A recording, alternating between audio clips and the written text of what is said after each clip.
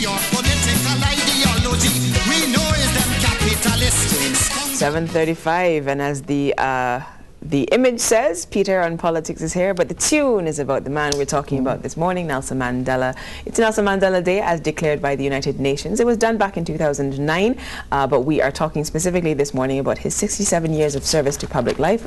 And in that spirit, we ask you to spend 67 minutes of your day doing something good for someone else. To dissect the topic and a few others is the man himself, Peter Wickham. Morning, Peter. Hi, always morning, good to have you. Morning. I almost like Cassandra. Good morning, Katrina. I'm having a longing for Cassandra. Yes, well, we all are. We all are. Never long for Colin, but come back, Cassandra. We will somehow manage to muddle through with that. Yes, well, we will. And I mean, this is a happy day. I think it's a special program for me, and one of my personal heroes. We get to honor him today on his 93rd birthday, and it's so nice that we can say all of these good things about Mandela while he's still alive. Many of us thought we would never see the day when he walked out of prison, and I think for me it was a defining moment in my life when we actually saw that image on television of him walking out with his, at the time, wife Winnie Mandela. Mandela has gone on from strength to strength in terms of telling us about life and in terms of presenting an image to us of someone that we should follow. And I think there really has been very little in his life that we can fault. I brought Long Walk to Freedom, which for many of us was a very long read. I thought that the book was an impressive one. It took quite a bit of time for most of us to consume because of the length of the book, but there's so many lessons in it. Now we're being told that this year, since 1989, we celebrate Mandela Day on this day. Today is his birthday, and we are being told to give 67 minutes of public service to represent the 67 years of his own public service, which really continues because, you know, the man, as he says in the end of the book, you know, one walk is finished and he's continuing on another walk, even though he is not doing a whole lot of walking these days. It's really an impressive innings, one could argue. Yeah. Well, having read the book and everything, Peter, I mean, sometimes you sit back and you try to sometimes itemize people's lives, you know, in moments that are outstanding. What would be for you some of the moments or some of the things in his life that would be outstanding? Yeah, you know, what stood out for me in the book, I think the one lesson that was very enduring is the extent to which he appreciated the fact that South Africa is now a place for everyone. And I think when you look back at all of the lessons and whatnot, there's a reason to believe that this man should be very bitter. I mean, he was in prison for the better part of his life. But what strikes me in terms of listening to him and what strikes me in the book is that there's a complete absence of bitterness. He's not bitter against white people. And indeed, in setting up the new South Africa, the Constitution is one of the most inclusive that you can ever find. There's no hint of discrimination against any group, black or white, against women, against you know, minority racial groups. It is an inclusive Constitution, and I think that's one of the most enduring features. And certainly many of us who believe that post-apartheid there should be a reason to get back at people. I think the significant thing in his life and his lesson is that it's not about getting back, that regardless of the fact that the Africans, vast majority of them were born there, the vast majority of Dutch people came there, South Africa is now a place for everyone. And I think that when we talk about migration, we look at these issues in the Caribbean, we ought to realize that there's a lesson in the life of Mandela regarding to that. Because I mean, the reality is that many of us come to different places in different ways, whether it's on a slave ship, whether it is on a boat, whether it's on a plane. But when you live in a place, you belong to that place. And I think that's one of, for me, the most significant lessons in his life.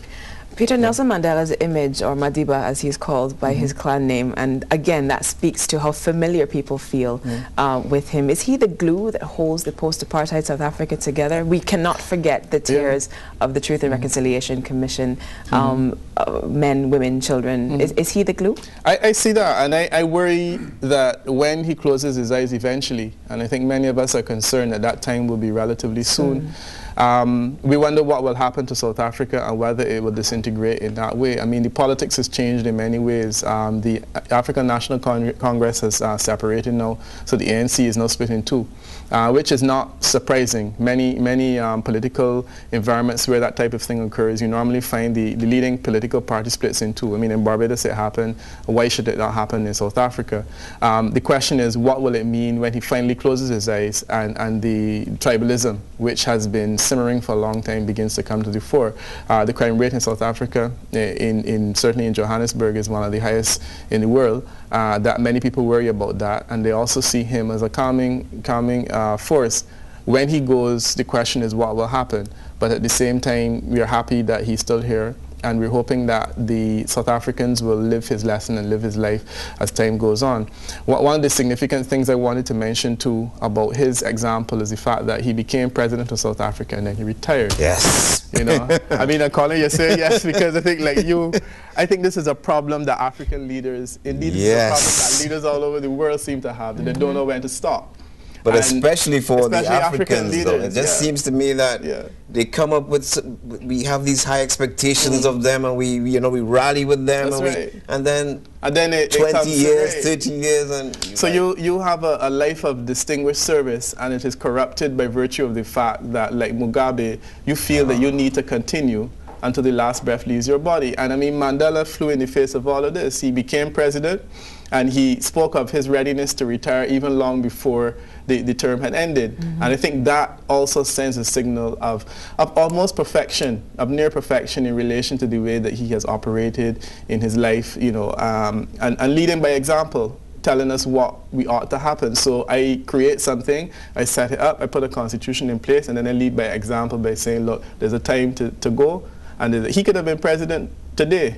I mean, there's no question that nobody would vote against him, but he chose to go on. The fascinating thing too, Peter, as we go along this line a little bit further, is the fact that, as you said, the ANC is splitting up in this. Why is his sort of spirit of embracing and how come that has not filtered down to?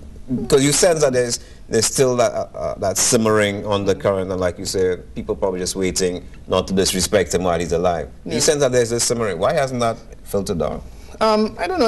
I guess the reality of power is what really has set in. I think that once the African National Congress took hold of the political space in South Africa, there was a conservative zone that essentially was unoccupied, and there was a liberal zone that was unoccupied.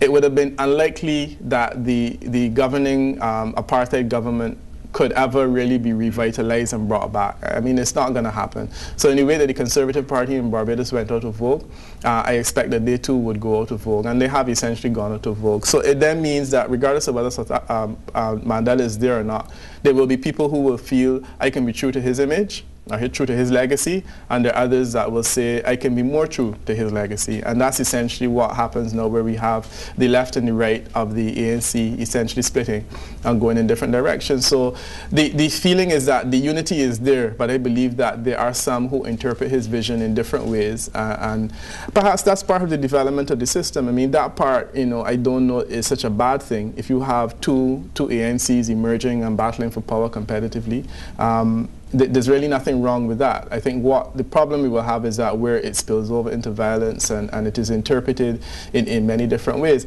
In this book, he speaks to the whole question of terrorism. And I mean, it's a fascinating section where he talks about the role that terrorism played in their movement and the fact that there was a time to put down the arms and start talking. And I mean, it's something which a potential terrorist or a criminal in South Africa, not that the two are similar, ought to be thinking about as they commit their acts, because his argument is that you use terrorism as a tool to get to the negotiating table. Once you're at the negotiating table, there's no need for that anymore.